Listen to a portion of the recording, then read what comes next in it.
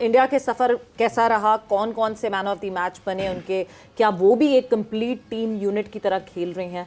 सो ये आपके सामने। आयरलैंड के खिलाफ जसप्रीत बुमराह, पाकिस्तान के खिलाफ भी बुमराह और फिर यूएसए के खिलाफ अर्शदीप सिंह, और फिर जब आप कनाडा वाला मैच है तो वो बारिश की वजह से हुआ नहीं।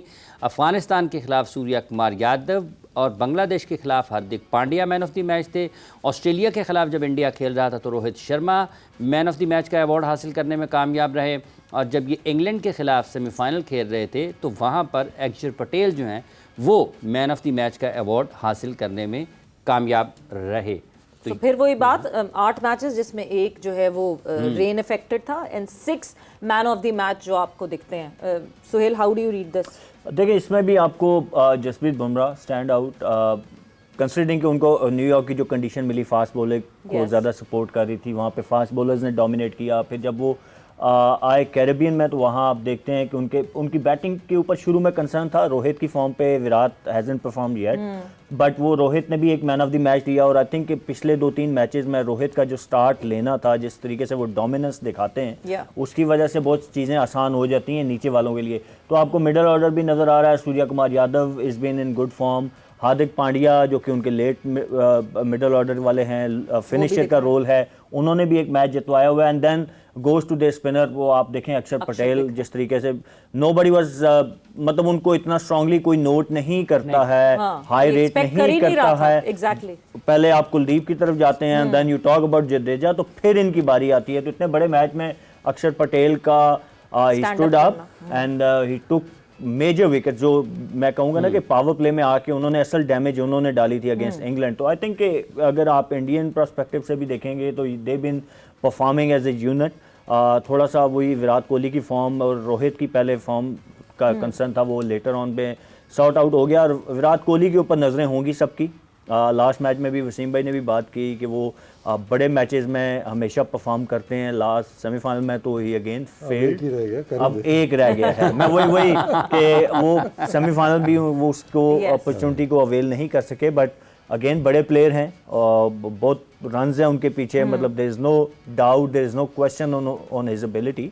Obviously India is looking forward to him कि वो अगर रोहित के साथ रन्स कर देते हैं तो आप देखें कि वो कितना इफेक्टिव होगा उनके लिए। तो एक वीक लिंक अभी अगर आप कहें because of his form, weak link ऐसे तो आप विराट को नहीं कह सकते, तो अभी उनकी फॉर्म की वजह से अगर आपको नज़र आ रहा है थोड़ा सा वो एक कंसर्न हो सकता है। बाकी other than that their fast bowling been delivering, their spin bowlers been doing well, और जो playing 11 का मैं कहूँगा ना पिक करना है, वो they've been doing it excellent, exceptionally। मतलब कंडीशन को रीड करके ड्रेविड और रोहित जिस तरह की प्लेइंग 11 बना रहे हैं ना, I think credit to them.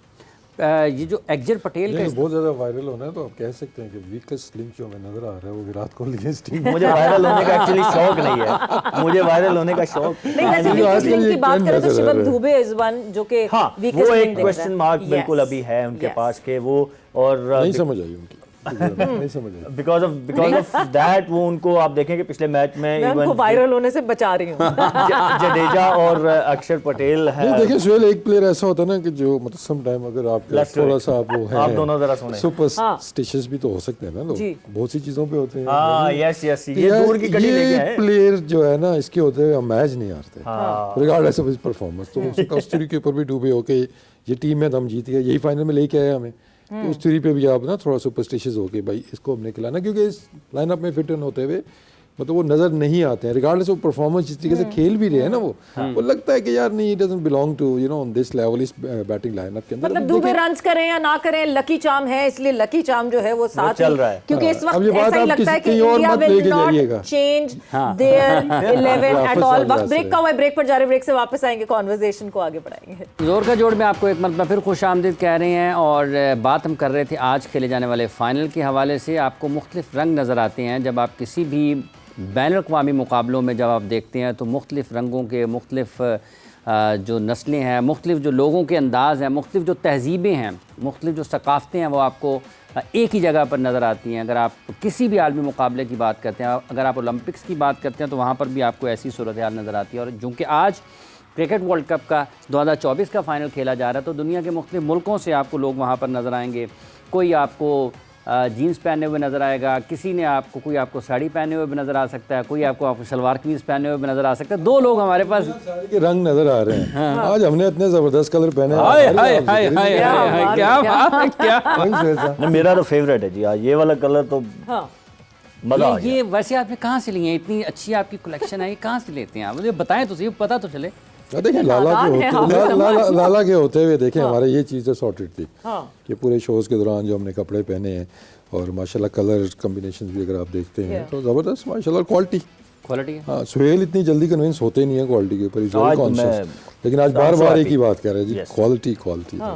तो ये है जी शाहिद आफरीदी स्टोर, जो कि एक ब्रांड है शाहिद आफरीदी साहब का, और इसमें ये बिल्कुल मुकम्मल तौर पर ऑनलाइन बिजनेस है जिसमें आपको जो खवातीन है। वेबसाइट दिख रही है यहाँ पे, आप इस वेबसाइट पे जा सकते हैं। वेबसाइट पे जाके जो है यहाँ आप मर्दों के बच्चों के कपड़े जो हैं वो ख़रीद सकते हैं।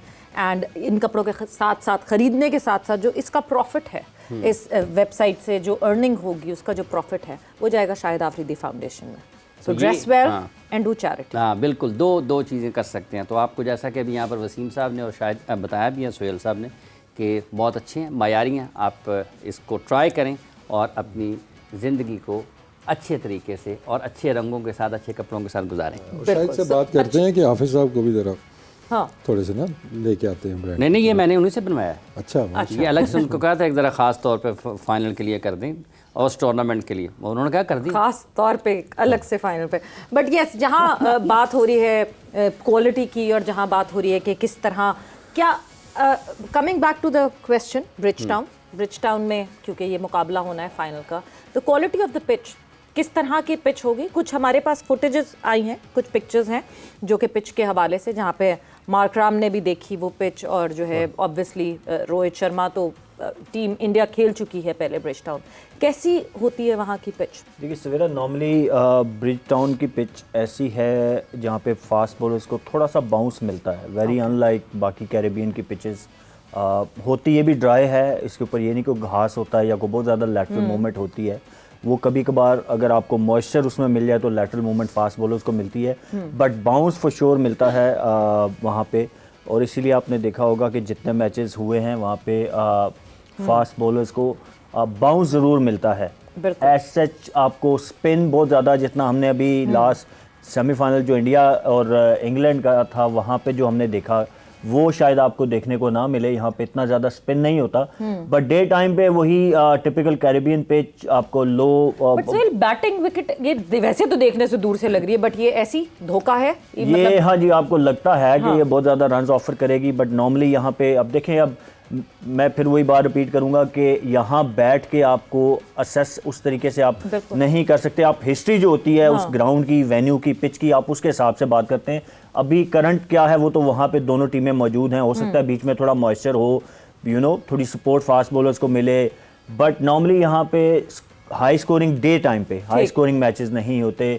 160 170 आपको एक पार स्कोर अच्छा मिलेगा। गयाना से थोड़ा बेहतर होगा, स्पिन इतना आपको नहीं मिलेगा देखने को शायद, लेकिन बल्ले पे बॉल इतना अच्छा आता नहीं है यहाँ पे। और फिर वो विंड फैक्टर जो होता है वो सबसे क्रूशियल यहाँ पे रोल जो होता है ना, कैरेबियन सारे ग्राउंड जितने हैं वो मैं अगेन रिपीट करूंगा कि जो विंड फैक्टर होता है उसको जितना आप अच्छे तरीके से अपने हक में, चाहे वो बॉलिंग है चाहे बैटिंग है, उसको यूटिलाइज कर लें तो आप उतनी अच्छी आपकी विनिंग परसेंटेज हो सकती है या चांसेस ऑफ विनिंग हो सकते हैं। तो ये सारा डिपेंड करेगा कि कौन कितने स्मार्टली उस विंड फैक्टर को यूटिलाइज करेगा, क्योंकि during the day wind as compare to night time बहुत ज़्यादा होती है, बहुत शदीद होती है। मतलब एक साइड पे वो कहते हैं कि अगेंस्ट द विंड छक्का मारना ऐसा ही है कि इम्पॉसिबल है। समटाइम ऐसे भी हुआ कि एक मैच में हमारे खिलाफ बैट्समैन ने शॉट मारा और वो लग रहा था कि कोई 110 मीटर का छक्का होगा, जैसे सही वो टन की आवाज़ ही है वैसी, और हम बॉल को यूं देख रहे हैं और जो मिड विकेट पे फील्डर खड़ा था, आप यकीन माने कि वो बॉल को यूं बाहर जाता हुआ देख रहा है और फिर वहां से बॉल वापस आया है हवा के साथ और उसने रोप के ऊपर उसको कैच कर लिया मिड विकेट पे। तो इतनी शदीद हवा होती है।